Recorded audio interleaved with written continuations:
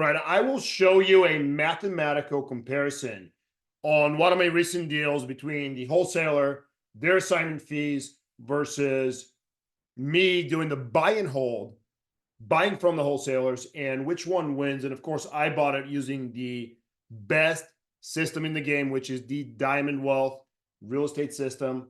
There's 7 different ways of making money in real estate, all of them pretty much tax-free. So it is incredible. And the reason I was inspired to do this comparison is I was having a discussion with one of the wholesalers, and I told him, hey, you should keep some of the houses and wholesale some, but the main objective, in fact, it is your duty to keep some of the houses. And the wholesaler disagreed, and I made a comment that was just a job. If you don't find a way to keep keep the best, wholesale the rest, it is just a job. And I will show you the mathematical answer as to why I prefer buy and hold versus the wholesale.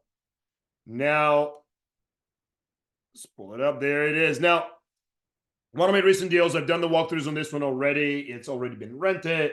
And the reason I chose this one for my case study is because the assignment fees were good enough, over 40,000, and it was very recent. Very, very recent, just a couple months ago. So this is the original social media blast right here. 228, and ARV, the after repair value, they had it at 310, came in higher, which I'll show you later. But very recent. As you can see, they didn't even move out until May 3rd. So just a few months ago that this happened. Now, this is the settlement statement. You can see the assignment fees of 40,000 to the main one, and then the guy that was the JV got 1,500. But for our purposes, we're going to assume that one person got all of it, which is 41,500. So this is the assignment fee. But a lot of people don't realize that there's actual costs associated with the assignment fee. They have to go out and find these deals. Whether you're doing pay-per-click, yellow letters, texting, voicemail drops, TV ads, it's very, very expensive. Now, yes, the return is good, but it's not free. I mean, in Phoenix, pay-per-click leads can go up to $1,000 per lead, and you're not going to close every lead. So if you do the math, it's very expensive. You have sales guys, you have to pay commissions, and etc. Now, for this one, I'm assuming acquisition cost, overhead, office, keep the lights on. We're going to say $6,000. By the time you pay your sales guys and whatever lead cost, some of it is more expensive than others. We're going to assume 6,000, which would give you a gross profit on 41.5 of 35.5. Now we're assuming nothing else, and I'm sure they have other expenses, but our purposes, let's just assume no other expenses. Now you're going to have taxes. You're going to have federal tax and state tax, which is going to vary depending on your state. California is much higher than Arizona, and some of them don't even have income tax.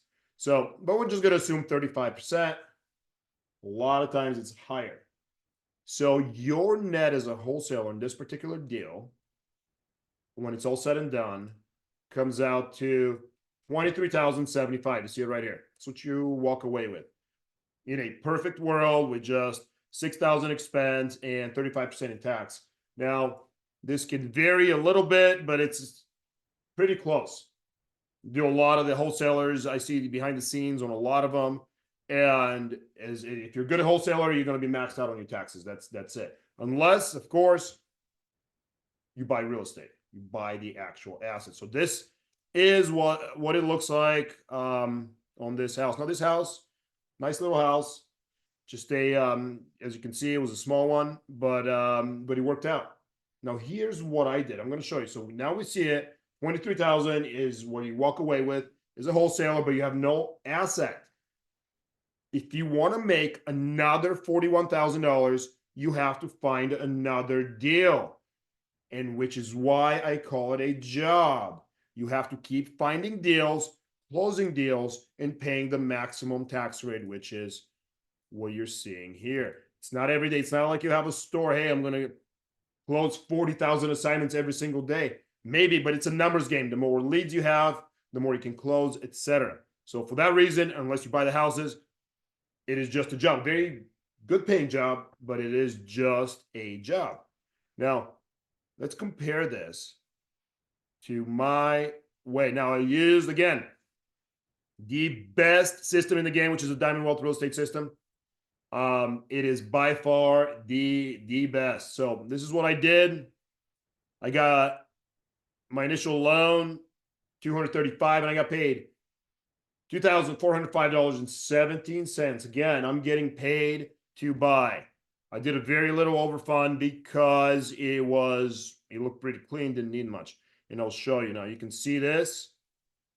Same settlement statement. I got back $7,405.17.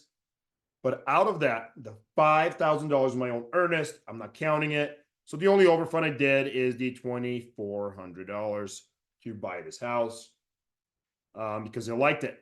It was just a clean one. Now I just did a basic cleanup, light rehab, some painting here and there, not much. So I only spent $25,000, and then some interest for 2 months and miscellaneous for $500.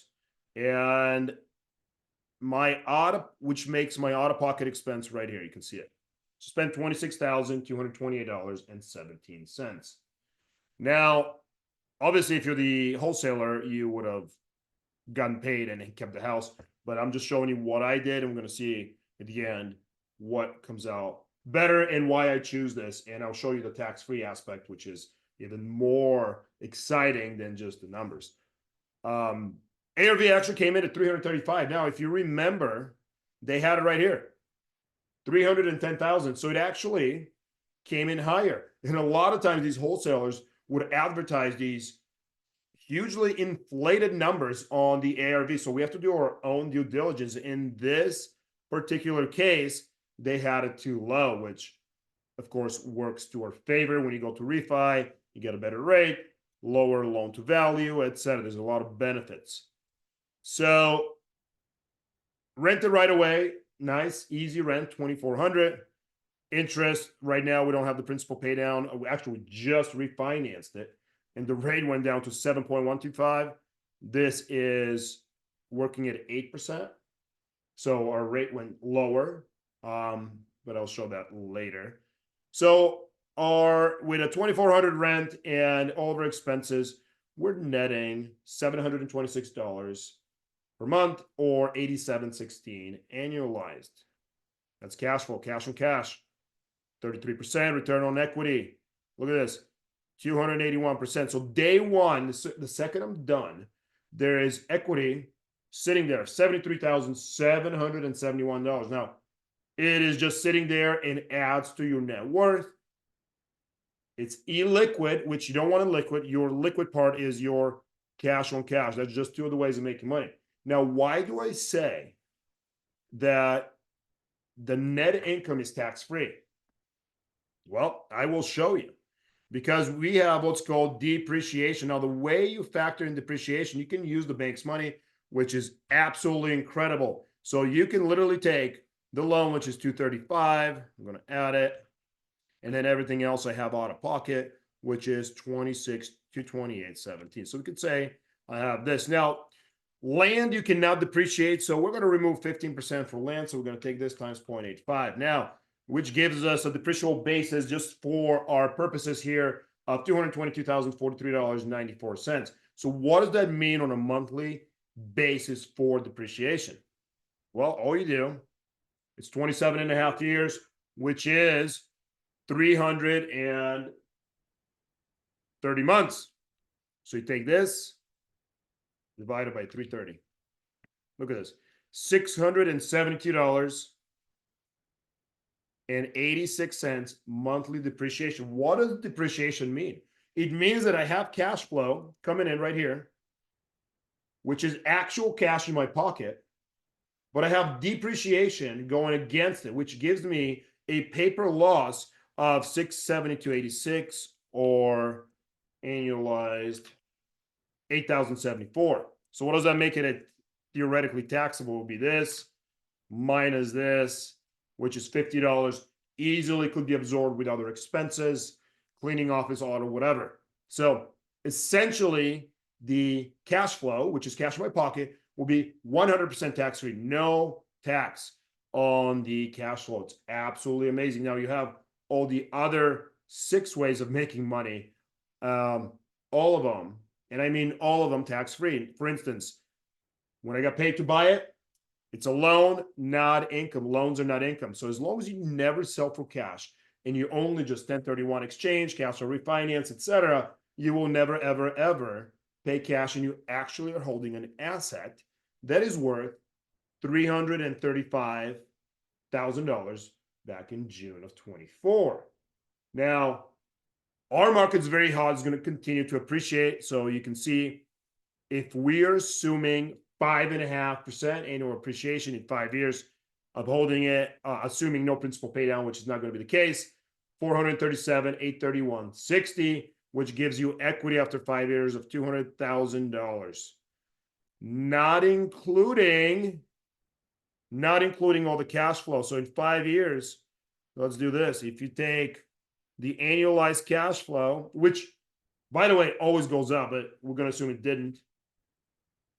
Look at this, 43,580 cash flow, tax-free. So not only do you have 43,000 on something you only spent 26 as the end buyer, but you have $200,000 worth of equity. Now compare this to the assignment. That's why I call it a job. You have to keep hunting. It's exactly what it is. Okay, your marketing source. You got to keep marketing. Without marketing, you have no deals. One time of 23,000, it's 41.5, but it gets diluted down to 23. Or day one, and when you're done, you have 73,000 worth of equity, and of course 33%. And the reason it's 33% because I am the end buyer. If you're the wholesaler, you can literally skyrocket your portfolio and go into infinite wealth, infinite cash flow, infinite net worth by simply keeping the best and wholesaling the rest. Now, there's a few reasons that I've seen that wholesalers do not keep rentals. One of them could be they don't have bankability. And if you don't have bankability, you cannot leverage your wealth. And without leveraging your wealth, you're stuck chasing assignment fees and stuck in that never-ending cycle. And you can't maximize your time. You're going to be tied down to this job. So if you want to maximize and your wealth, you need bankability, which is good credit, good clean financials. There's a lot that goes into it. Or, if you're struggling with, credit or whatever else, or you just simply don't have the knowledge of knowing how to buy and hold, because it's a completely different skill set versus just simply assigning the contracts. So that's one of the reasons they don't do it. If you do it as a wholesaler, obviously you can do a lot better than my numbers. But the reason I always prefer this from my end, and I'll never be a wholesaler. I have a great job. I don't need another one. Accounting and tax is going to keep me busy. But this is the best side hustle for me. And if you're the wholesaler using this system, obviously the sky's the limit.